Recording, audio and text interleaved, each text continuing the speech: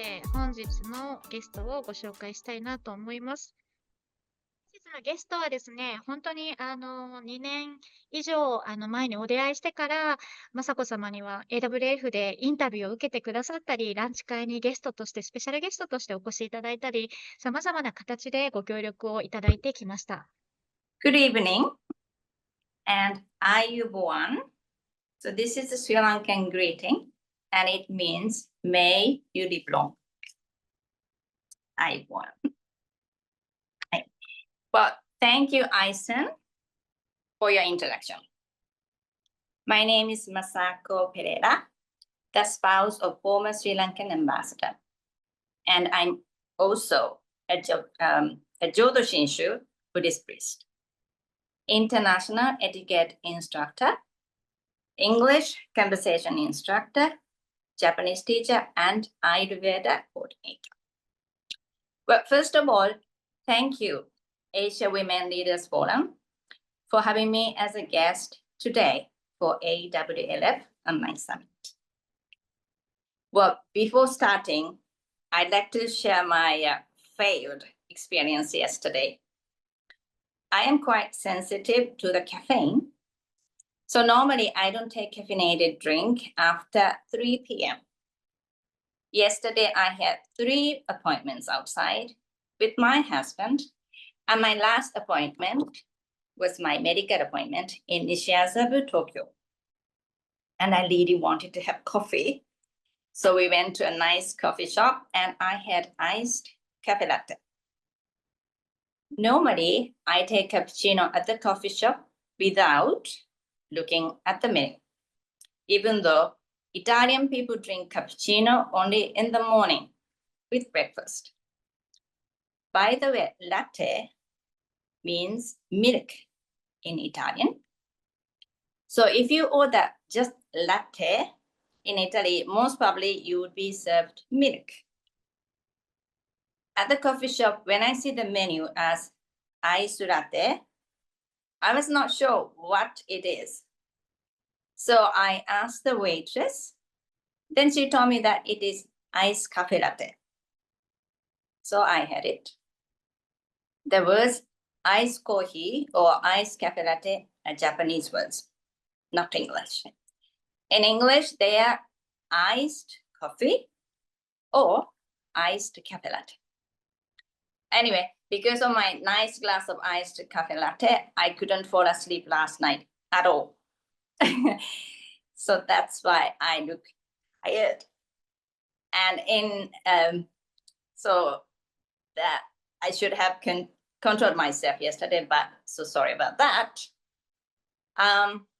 So tonight, I will navigate you through the world through my experiences.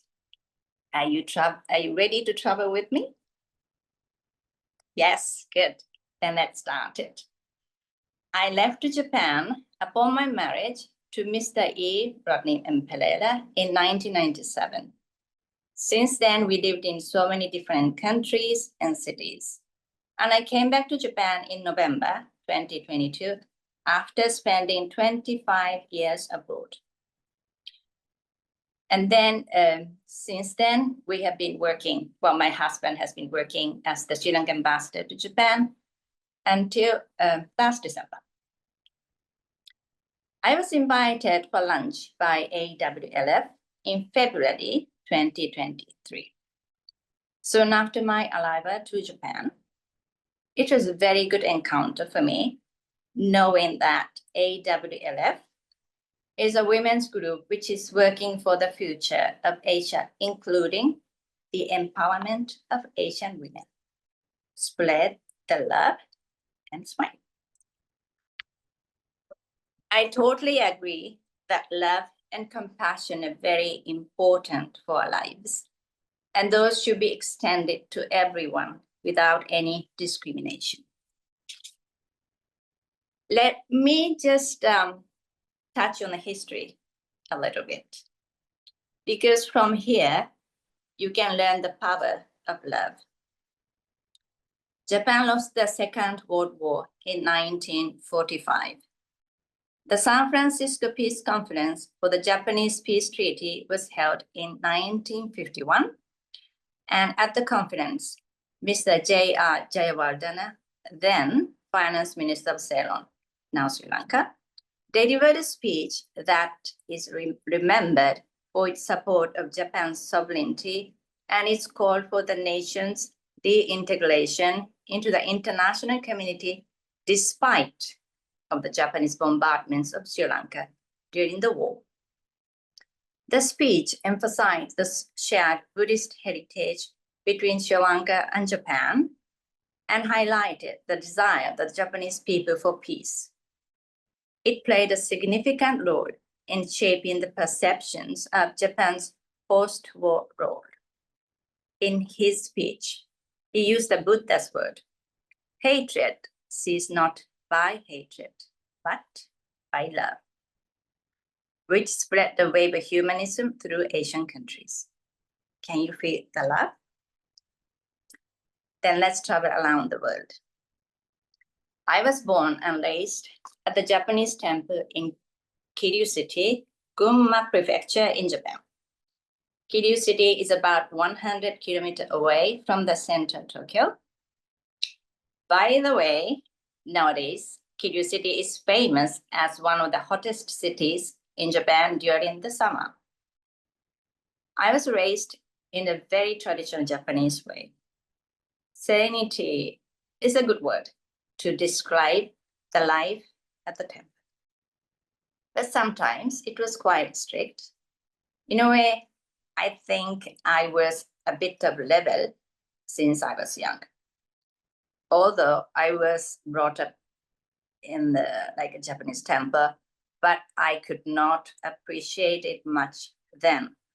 But I rather had so much of interest in the outside world. Since I'm the elder daughter and I don't have any brothers, I was brought up in a way that I would take over the temple from my father someday. I studied Buddhism and Japanese literature at my university. After finishing my university, I was supposed to go back to the temple. However, I wanted to learn more about the outside world, so that I was introduced to Sri Lankan Embassy in Tokyo through my father's Buddhism tie with Sri Lanka.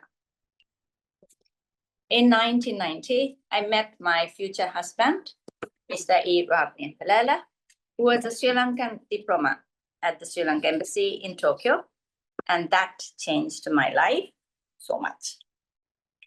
However, it took time for us to get married. And I'd like to share that we needed to overcome so many things before our marriage, including changing the Sri Lankan Foreign Ministry's regulation, which did not allow for the Sri Lankan diplomat to marry a foreigner. It took 2 years for that, but my husband worked very hard and succeeded to change the regulation of the ministry. We got married in 1997 in Sri Lanka, and we are the first case for the Sri Lankan diplomat to marry a foreigner in Sri Lankan history. Here, I'd like you to remember that if you set your eyes on something, and if you work hard in the right direction, things will happen for you.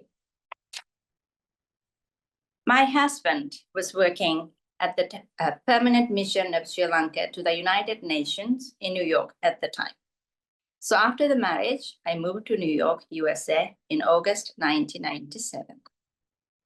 New York City has the headquarters of United Nations, and the UN is known as the place to make war and peace. One of my husband's career highlights was the involvement of the extension of the Nuclear Non-Proliferation Treaty Conference when Sri Lanka was appointed to chair the discussions. This conference was critical for peace in view of what happened in Hiroshima and Nagasaki. New York City is one of my favorite cities in the world. The reason is it is fun and lively city. And everyone is a New Yorker there. New York City is such a multicultural, multilinguistic, and multi-ethnically diverse city, and I love it. Have you ever been to New York City? If not, I will recommend you to visit. In 1998, we moved back to Sri Lanka.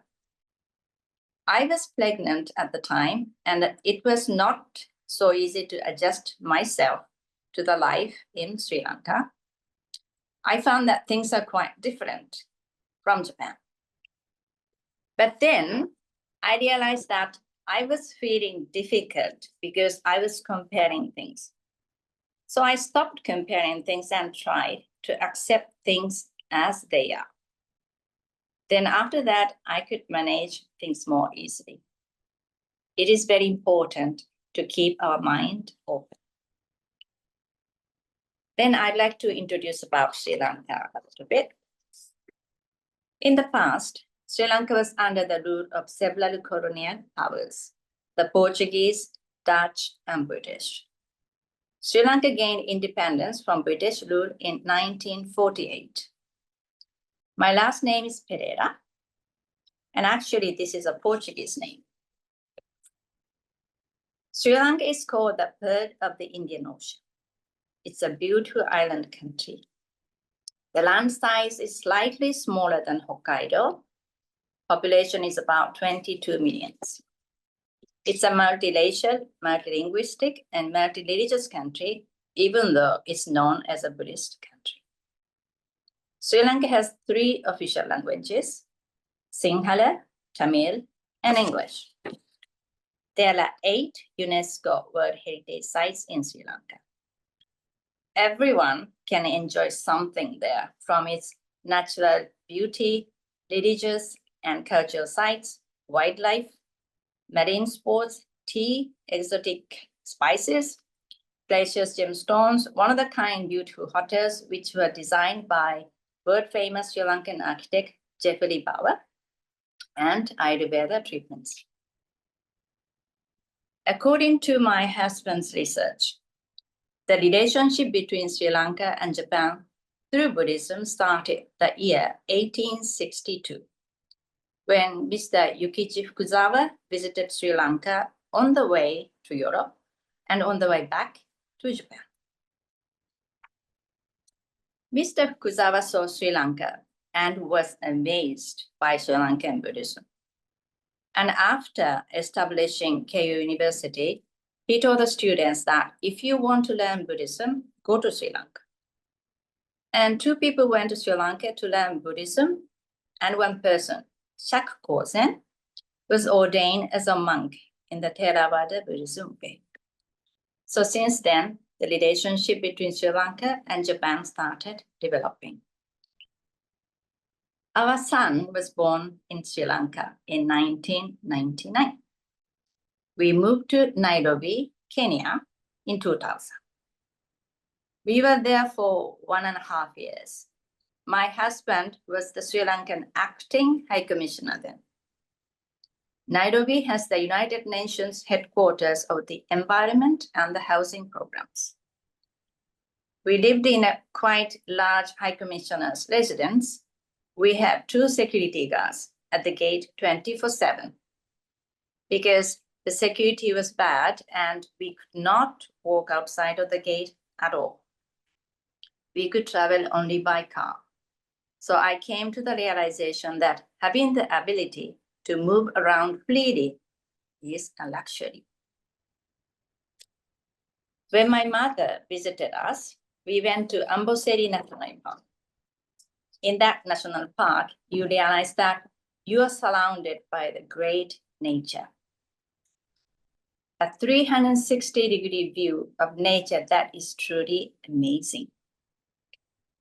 When you are in that situation, you feel that whatever the problem you may have, it starts diminishing. Your problem appears to be nothing compared to the magnificent nature. So yes, we all have problems as long as we are living, However, try to change your perspective. Experiment with a broader perspective, and you may realize that your problem is not as overwhelming as you thought. Back in Sri Lanka after Nairobi for about 2 years. They moved to Rome, Italy in 2003. My husband became the youngest Sri Lankan ambassador in the history. So since then, I have been working as the spouse of Sri Lankan ambassador. At that time, other ambassadors and their spouses were almost like my parents' age, and I needed to learn a lot. However, it was fun. I organized the fabulous fashion show with other Asian and the Pacific embassies at the beautiful Palazzo Barberini in Rome. That was one of my fond memories during our stay in Rome. Something you create, bring in others, work with everyone, and make a fantastic event. Isn't that wonderful?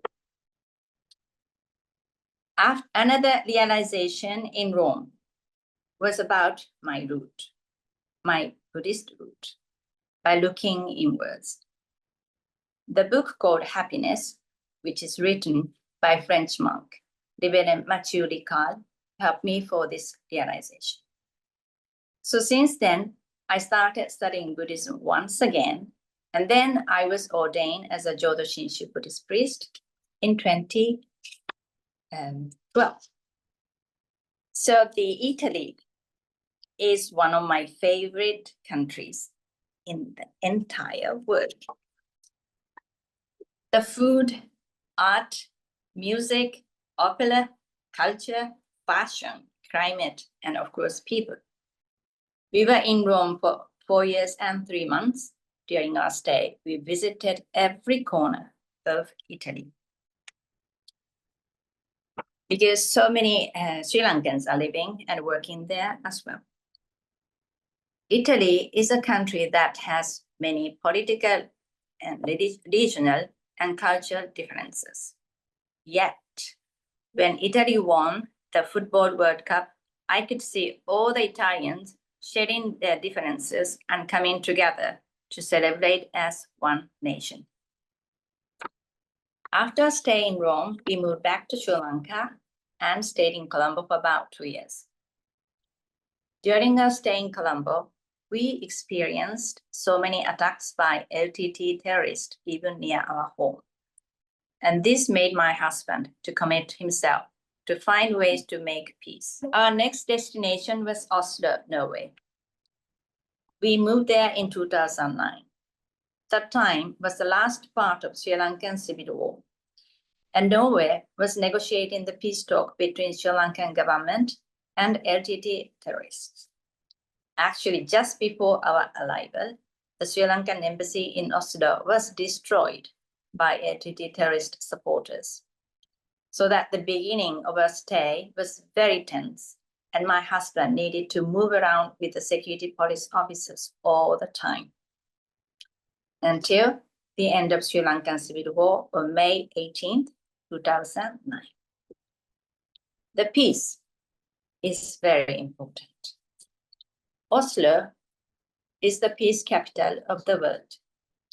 When we were in Oslo, we attended the Nobel Peace Prize ceremonies, and one of them was when then President Mr. Obama received the prize. Unfortunately, during our stay, Norway also experienced terrible terrorist attack, which shows that no country is immune from violence. This is why we all must work towards peace building within our respective communities. When you think about the peace building, you have to have everyone around from the different parties to negotiate and discuss the way around for the peace. The peace building needs lots of patience, understanding, and willingness to accept others, and of course, love. Norway is a beautiful country, especially in the summer. You can really enjoy the beauty of the nature, including fjord. And if you love the cross-country skiing, Norway is one of the best places in the world. We stayed in Norway for almost 3.5 years and then back to Sri Lanka. After staying for about 2 years in Sri Lanka, we moved to Belgium in 2014. Belgium is famous for chocolate, beer, and moerfritte, which is a dish of mussels and Belgian fries. My husband was the Sri Lankan ambassador to Belgium and also covering the European Union and Luxembourg. Once again, we experienced terrorist attack in Brussels during our stay. Working with all the countries sharing ideas is vital to ensuring lasting peace everywhere. And one of the highlights of our stay in Brussels was the European Union invited former Lady President of Sri Lanka, Mrs. Kumaratunga, for the workshop to build a network of democratic women leaders from Asia and Europe for peace building, sustainable development, and eliminating discrimination towards women. By the way, Mrs. Kumaratunga is the daughter of the world's first woman prime minister, Mrs. Bandaranaike, who was elected to the office in 1960. So let's try to have more women leaders. Do you know that Brussels has the highest number of diplomats from all over the world? The number is higher than the one in New York City. Brussels is not a big city, but the capital of Europe. After staying in Brussels for almost 5 years, my husband was assigned to be the Sri Lankan ambassador to the United States of America. We moved to Washington, D.C. from Brussels in 2019. That time, Mr. Trump was the president of USA. For my husband's credential ceremony, I accompanied him to the White House and met President Trump. In 2020, as you all know, the COVID-19 started and we couldn't do much after that. So I was using the social media to connect with people then. Tonight, right now, we are doing the online meeting by using this Zoom. I think this is one of the good things that COVID-19 brought us. We can connect with people from anywhere in the world online, and it's quite effective. At the end of 2020, my husband took an early retirement from the Sri Lankan Foreign Ministry, and we moved to Los Angeles. There, I was diagnosed with the breast cancer. I underwent all the treatments, including the surgery, chemotherapy, radiation therapy, and hormone therapy, and I am still taking the hormone therapy. I was fortunate enough to recover, and I'm so grateful for my husband's, our sons, my families, and my friends' support from all over the world. Their support gave me a chance to fight. We just don't know what will happen next. So I try to live every second to the fullest and try to be happy and make others happy. Sri Lanka experienced the big change in July 2022. And my husband was called by the then president of Sri Lanka and was told to be the Sri Lankan ambassador to Japan. So my husband came to Japan in October 2022, and I came back to Japan in November 2022. And we worked as a team to strengthen the relationships between Sri Lanka and Japan until the end of the last year. During our tenure, we traveled all around Japan and we met wonderful people in Japan.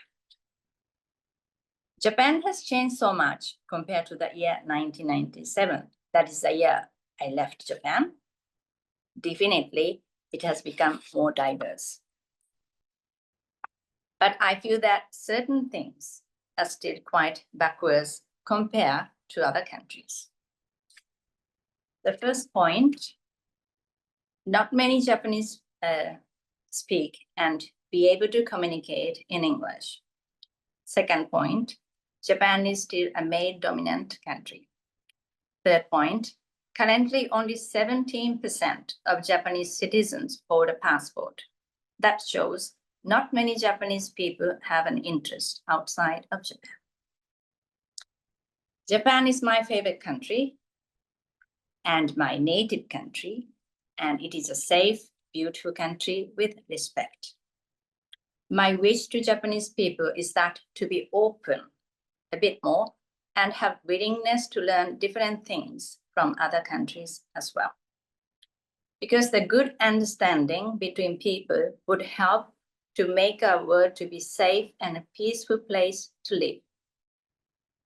After all, we are all humans and we should be able to understand each other with respect, despite of our different backgrounds. So let's smile, respect each other, and live together with love and compassion and work for the future. So that's it for my speech, and thank you for listening.